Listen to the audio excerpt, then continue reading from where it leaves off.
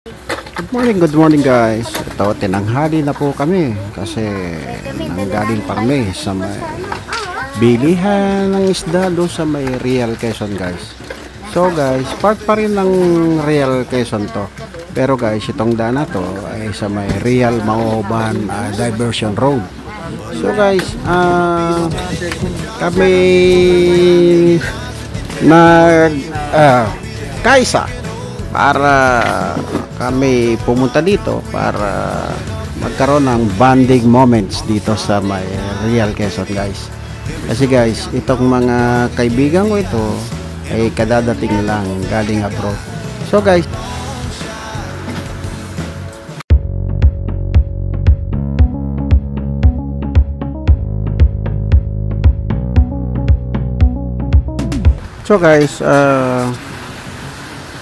ito nga, kami nagbanding dito sa may Real Quezon. Although hindi guys maganda yung napuntahan naming lugar kasi mostly na mga resort dito ay punong-puno na guys.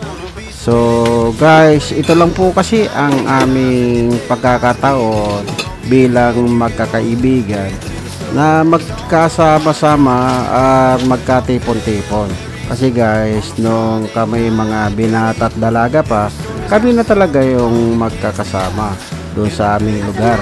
Isang compound lang ho ang tinitira namin at talaga kami tunay na magkakaibigan guys. So ayun,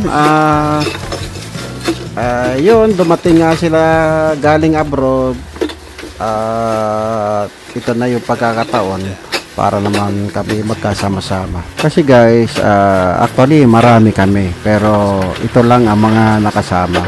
So guys, itong mga taong ito ay paalis na next week.